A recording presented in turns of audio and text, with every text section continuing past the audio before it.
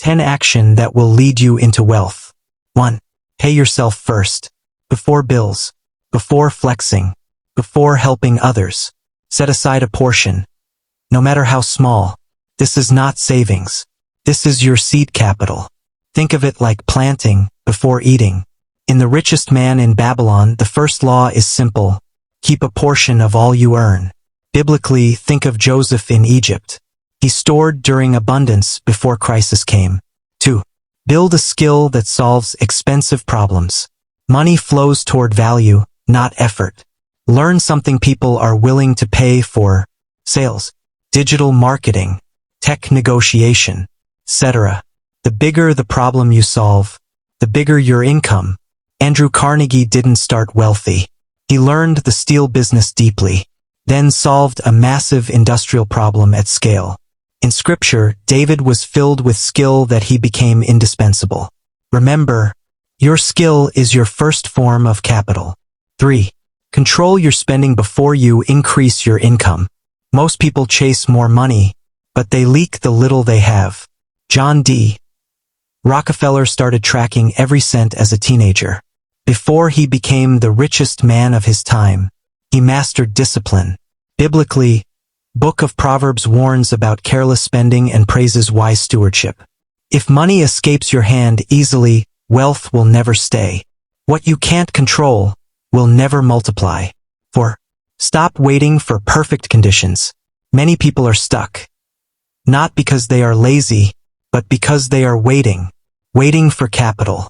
Waiting for connections. Waiting for the right time. Meanwhile, others start messy and win. Speed beats perfection. Every time. Cornelius Vanderbilt started with a small boat. No perfect system. No big capital. He moved fast, while others hesitated. Book of Ecclesiastes teaches that whoever watches the wind will never plant. 5.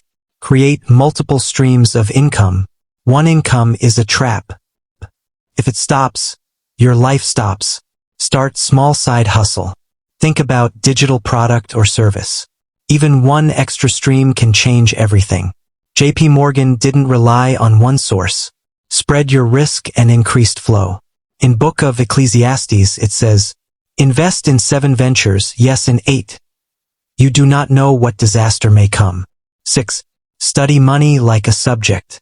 People study for exams, but never study money. Read books. Watch content. Learn how money actually works. For example, principles from books like The Richest Man in Babylon still hold power today. Subscribe to Wealth Code social handle. Money respects those who understand it. Benjamin Franklin constantly studied trade, finance, and systems. He treated money like knowledge, not luck. Biblically, wisdom is wealth, and no one embodied that like King Solomon. Understanding money is more powerful than having money. 7. Surround yourself with growth-minded people. Your environment is shaping you quietly. If everyone around you is comfortable being average, you will normalize struggle. Find people who think bigger. Move smarter. Even if it's online, change your circle. Henry Ford built networks of engineers and thinkers.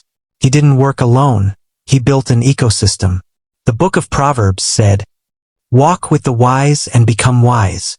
Even David had mighty men around him. Delay gratification. This one is painful, but powerful. The wealthy sacrifice now to live freely later. The broke sacrifice the future to feel good today.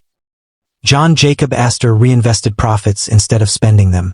He sacrificed comfort early to dominate later. Biblically, Esau traded his future for immediate satisfaction and lost his inheritance. What you refuse today builds what you enjoy tomorrow. That constant urge to spend is costing you your future. 9. Invest consistently, not emotionally. Don't chase hype. Don't wait for one big win. Wealth is built through consistency. Small investments, over time, become unstoppable. Just like the principle of compound interest. Rothschild family built wealth through long-term, calculated investments. Not hype, not panic, just consistency. The parable of the talents teaches the same. Multiply what you are given. 10. Take responsibility for your financial life. No excuses. Not the government. Not your background. Not your past. Ownership is power. The moment you say, "My life is my responsibility," that's when everything begins to change. Thomas Edison failed thousands of times, but never blamed circumstances. Ownership made him powerful. Biblically, the prodigal son returned and took responsibility for his life, and that marked his turning point. If you stayed to this end, then you are a wealth-minded person. Comment the topic you will want me to teach you on wealth creation, and it will be my next video.